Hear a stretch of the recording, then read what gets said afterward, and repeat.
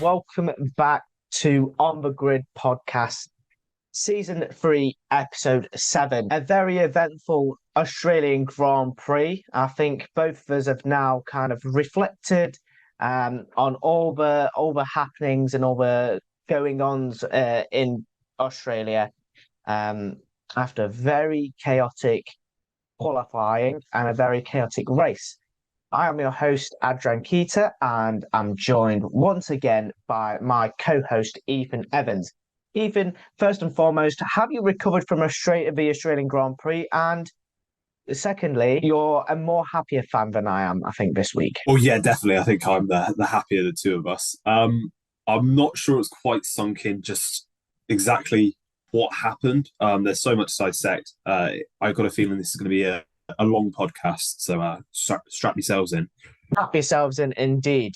Obviously, we were supposed to release this podcast on the Thursday. We are recording this on the Thursday because we've been putting it off so much because there's so much to digest and so much to go into the red flags. A lot of things happened. Just a lot of things happened during the Australian Grand Prix, and I'm sure we'll cover all bases. But beginning with qualifying, and the first red flag comes out a couple of minutes into the session.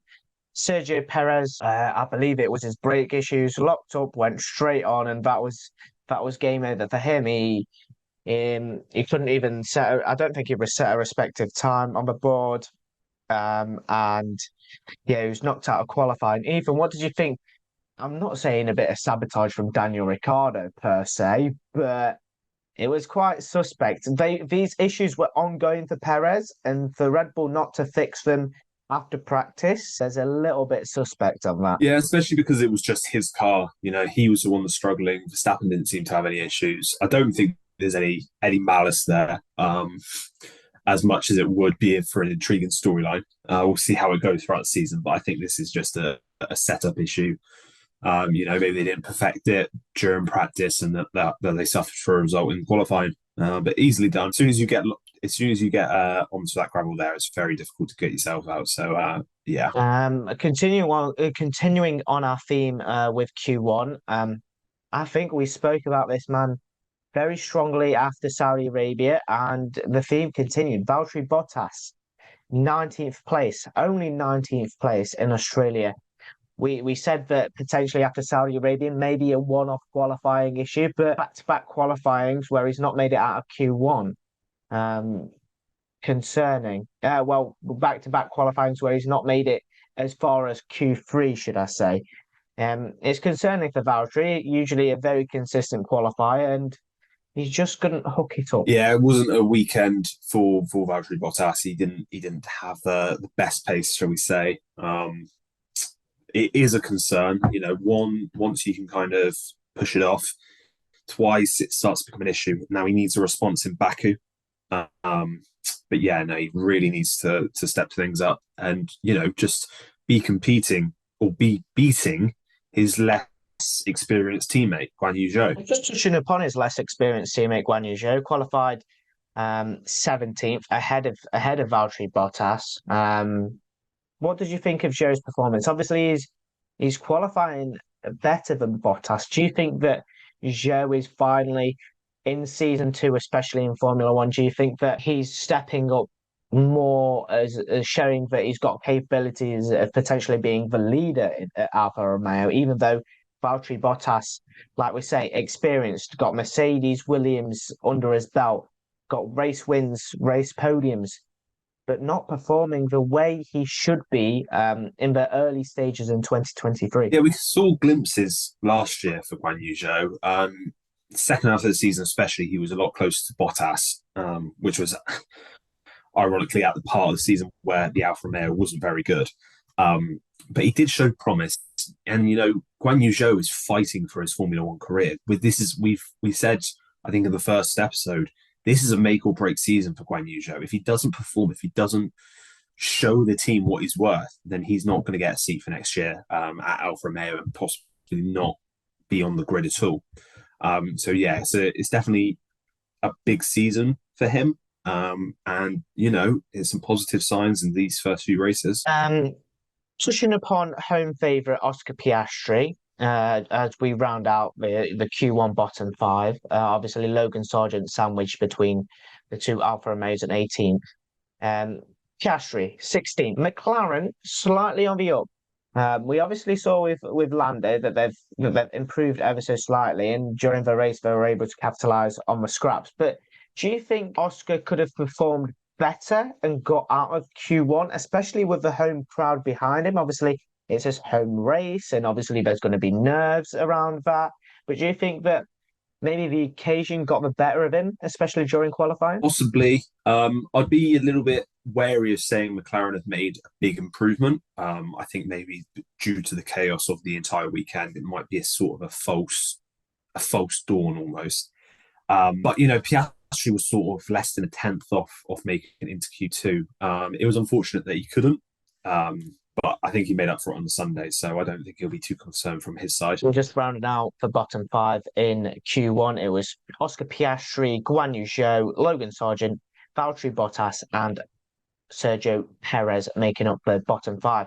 Moving on to Q2, and we saw a regular good Q3 qualifier, Esteban Ocon. We'll begin with him. We'll go from 11th to 15th.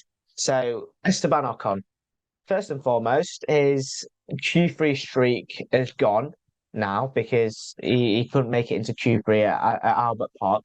What did you think of Esteban Ocon? I think his Q1 performance, he was inside the top five, and you're thinking, okay, maybe both Alpines could make Q3 here, but it wasn't to be for the Frenchman. No, it'll be disappointing for Esteban Ocon there to not make Q3 and keep up that streak. I think that it just goes to show how tight that midfield is. You look at Alpine, you look at Haas, AlphaTauri seem to be up there as well, and there's no guarantees in Formula One, and it looks like it's going to be a season-long battle if the first three races are anything to go by. You touched up AlphaTauri there, and I think we mentioned the pair Yuki Tsunoda and Nick De Vries. Nick De Vries qualifying 15th, Yuki Tsunoda once again there or thereabouts near the top 10 in 12th. Yuki's showing his leadership. I think with Nick especially being the lesser experienced of the two, even though he's older, I think Yuki Tsunoda is finally showing and putting in a shift where he's there or thereabouts near the top 10. And I think maybe if Albert Park was to show us what we're going to see over the rest of the season, I think Yuki Tsunoda could make Q3 appearances on a few occasions, not many, but maybe a few. AlphaTauri still probably on the back foot, but Yuki Tsunoda is showing that great potential that he's displayed so far this season and last season especially. Yeah, I've been quite critical of Tsunoda over the last couple of years since he's come into F1. He's shown glimpses of potential, but been nowhere near consistent enough to be in Formula One.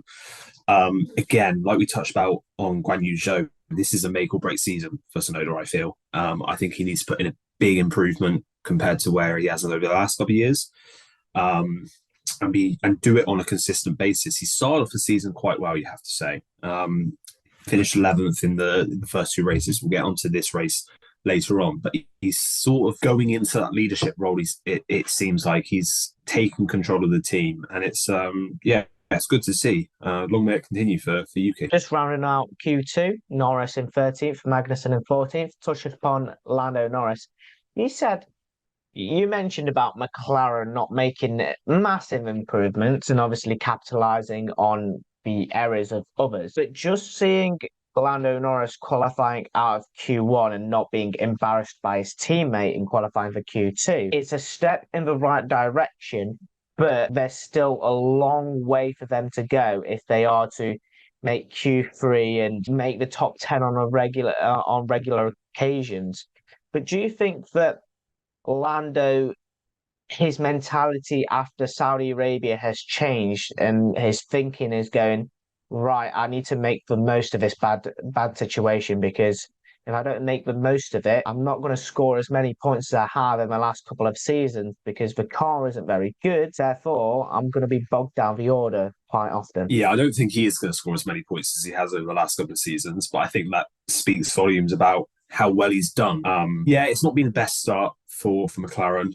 We've touched upon over the last few episodes, but it's like I said, it seems to be a step in the right direction. They still have a way to go. Qualifying pace does need to improve. I know Piastri got into Q3 at Saudi Arabia, but yeah, no, they still have work to be done. I think that's their only, apart from Norris here, it's the only time they've got out of Q1, if I'm not mistaken.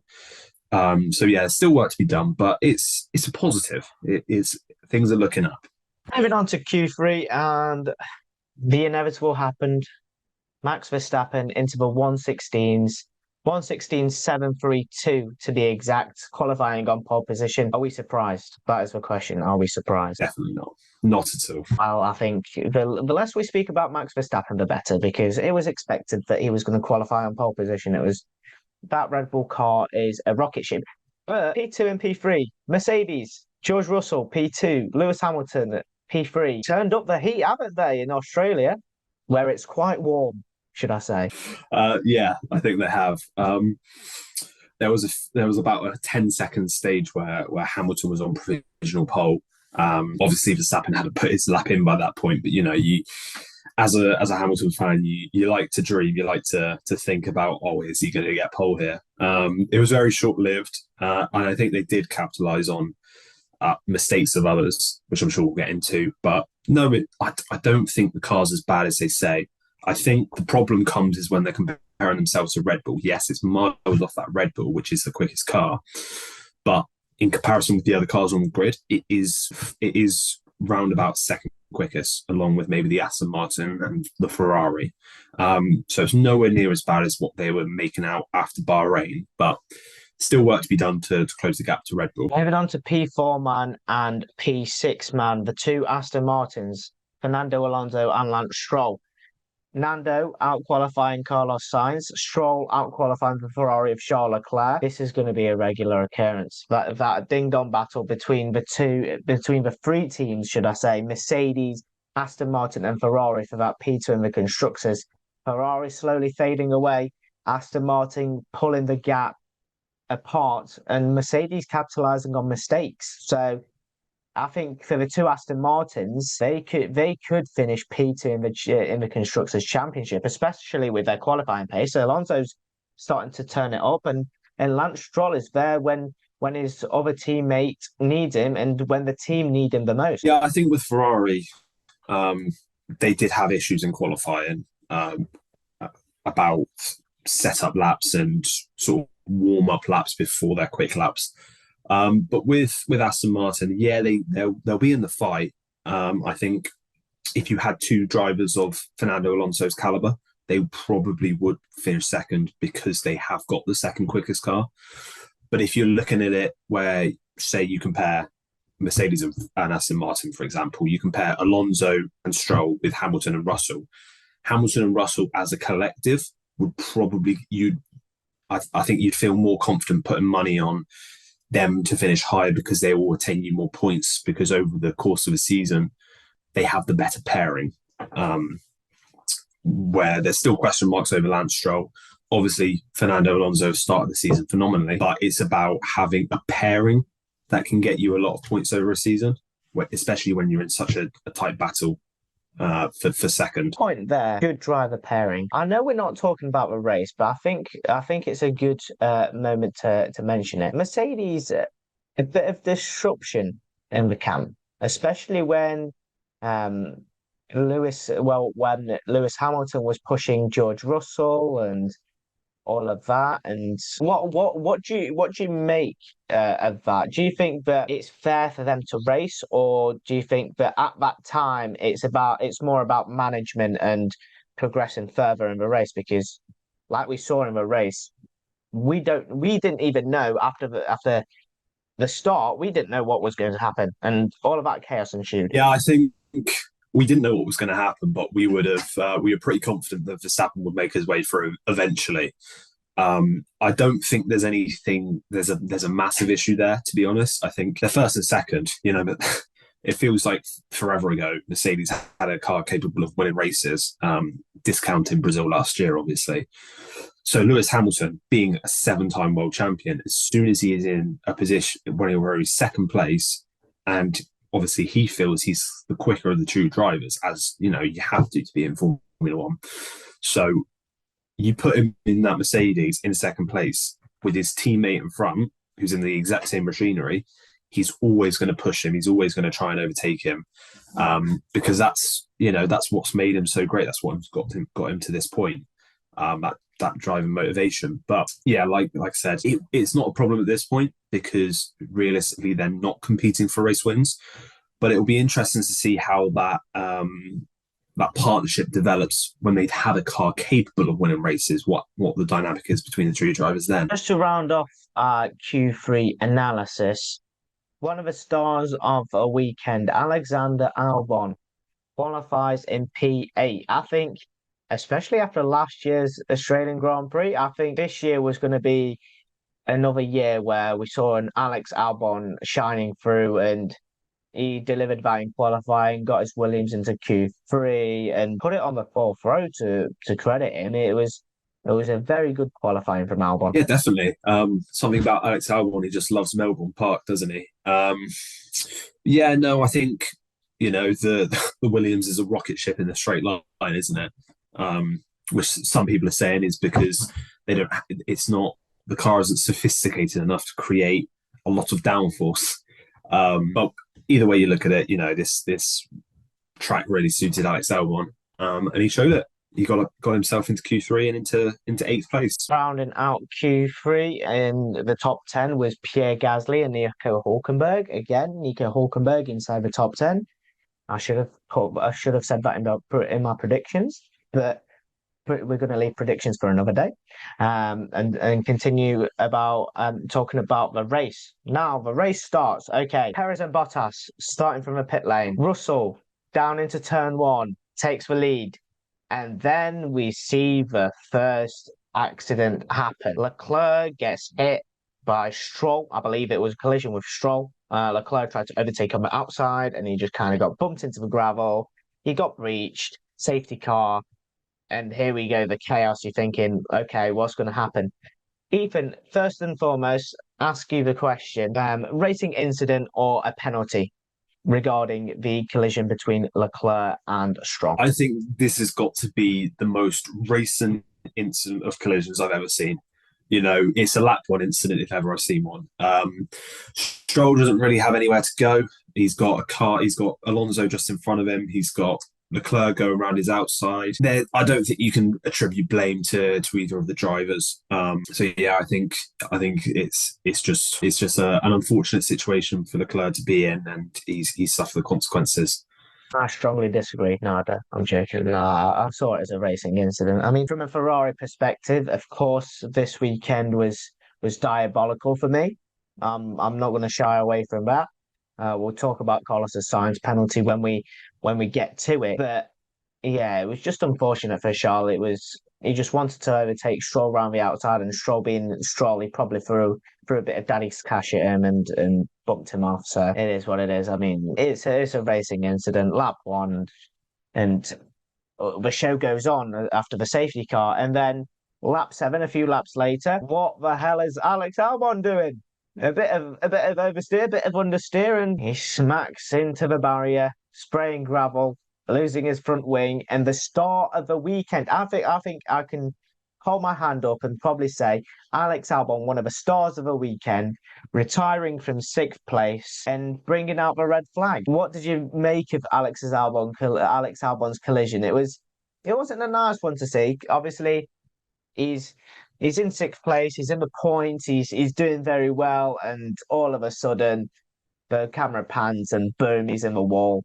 Car not pointing in the right direction, and in gravel everywhere. What did you make of it? It was sad to see. It was sad to see. Yeah, I think you said about he was one of the stars of the weekend. He went from hero to zero, quite literally. It was his own fault, really, wasn't it? He had a little bit of.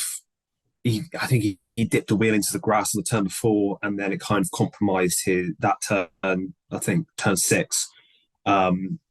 Lost the car. smacked into the barrier, gravel everywhere, and red flag, which I think I do agree with this one. I have to say, but before we go any further, I do have to mention as a Mercedes fan, those two moves on lap one on Verstappen. First of all, Russell, then Hamilton. Two fantastic moves.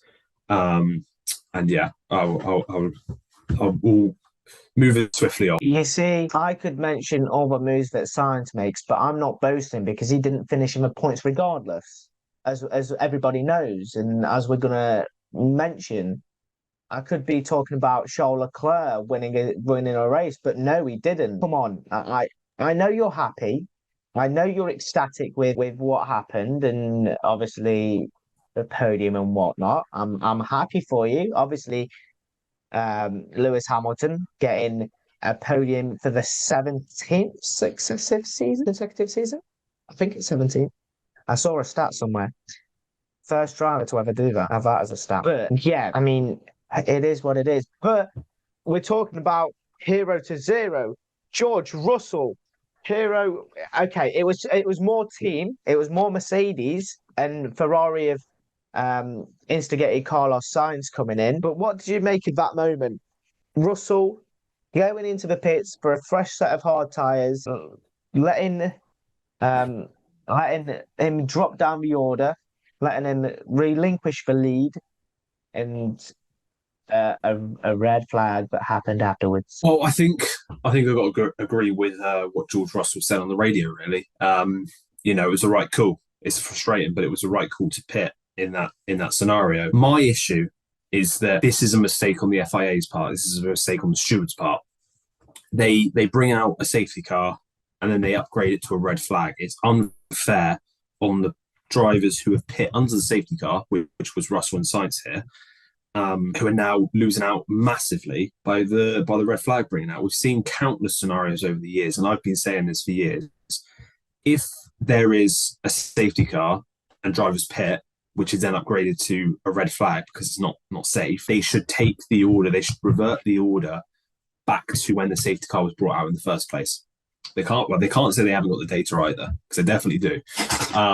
It doesn't make any sense to me because that's a mistake on the FIA's part. They've made a mistake. They've said, we think it's a safety car. Oh no, actually, we think it's a red flag. You put the drivers at a massive disadvantage.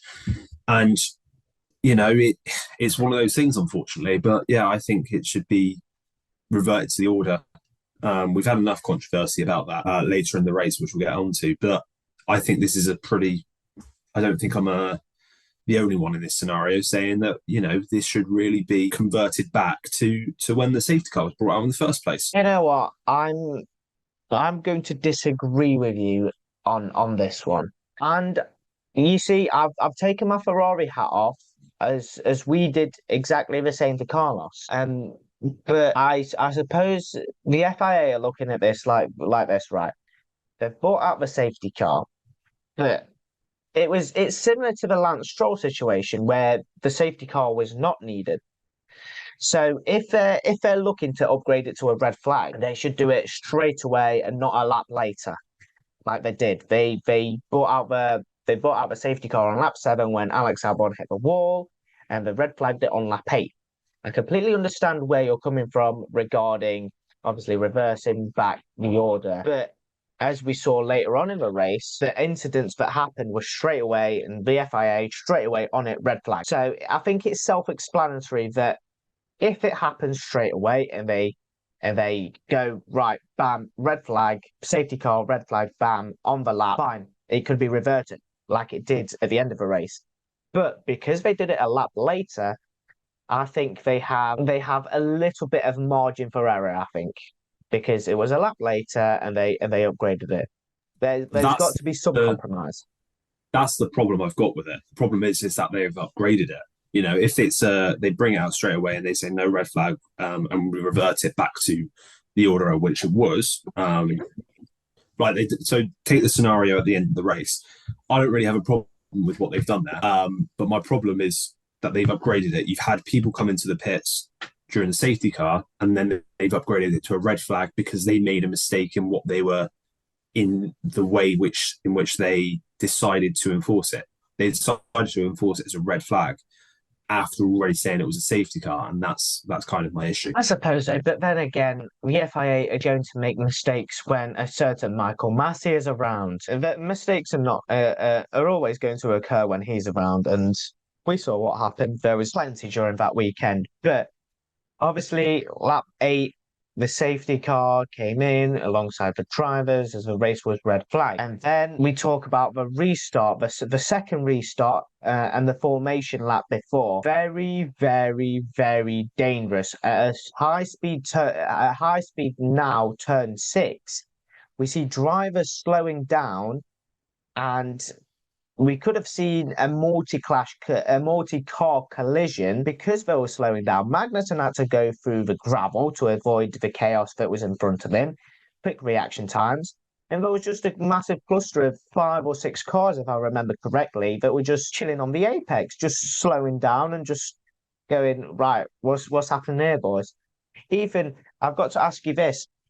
Do you think that, especially like when the race leader needs to be 10 car lengths behind the safety car, do we need to potentially the FIA needs to enforce a better rule for drivers to maintain distance at a safety margin, and obviously do the required burnouts to get the tyre temperature up? Because someday we could have a slow driver and it could be a multi-car collision. It could happen in the future if this isn't sorted out, because what happened on at turn 6 just before the second restart was very, very dangerous. Yeah, definitely. I think it was Hamilton actually that caused that backup, because he I think that was that point where he was trying to build a gap to Verstappen in front, but there's no rule against building up a more than 10 car gap, because technically it is a racing lap. But I agree, yeah, maybe they need to implement something like they do in qualifying now. Remember when in Monza, when we had that whole farce about all the cars went out, they're all jostling for position, and ended up none of them got a flying lap in because of it. Maybe we need to introduce like a minimum speed on for a situation like this. But yeah, something that definitely does need to be done. Because this could have ended a lot differently with a big crash and potentially drivers getting injured. So yeah, it does need to be looked at by the FIA. I know of issues with the FIA. The FIA, I hope you're listening, because we come with these suggestions every week on how you can improve our sport. I think we speak for all fans though. The FIA need to have some clear rule book. I know they've got a rule book, but it's not clear. It's like I think it's lacking a few rules as well, because you can have your penalties. What happened in the first round and in the second round, and it's just like you need to make it more clear. They obviously cleared it up before the Australian Grand Prix. We recorded just before going down under, and they didn't bring out anything, but I think just a couple of hours after we finished recording, they brought something out. So I think more and more rules need to be implemented as we go along, as the FIA learn on the job. But then again, I think they should have this crystal clear before the season starts, just to maintain driver safety and not cause any accidents and injuries happening. But moving on to obviously lap 10 and the restart, and then we have another contact. Ocon and De Vries collide once again. I think we're of a similar compromise here. Racing incident, correct? Yeah, definitely. I don't think there's anything. It's two drivers going at it, and there is going to be contact. We don't want to police all contact out of the sport, because it makes for boring racing. In a situation like that, it's a 50-50. No one's at fault more than the other. It's just something that happens some of the time. And touching upon boring, only 2 laps later, we see a new race leader in Max Verstappen. Yeah, that DRS zone heading into the quick left and right hander, I think is a little bit too overpowered. Especially with Red Bull's top speed, I think Yeah, something might need to change because I think for DRS zones, I think it's a little bit too much and it created just, especially we saw with Perez and Verstappen, I think it just, for the Red Bulls especially, I think it just created easy overtakes into the left and right hander. Yeah. They have got a very quick car in a straight line this season, don't they? Yeah, maybe four DRS zones for the Red Bulls seems a bit excessive. Maybe they only need one. So maybe we'll change the amount of DRS zones depending on the car you have. But I did see actually a tweet that was quite fascinating. It was somebody asked why are the Red Bulls so much better in the DRS zones than everybody else, and it was whilst the DRS is fixed, it's there's no variation between teams. It affects the airflow around the back of the car. So there's a whole lot more complexity on that Red Bull with the airflow, Adrian Newey, which has affected them and gives them this increased drag reduction. So although they have the same DRS system as everybody else, they're actually reducing more drag by the airflow in the rear of the car.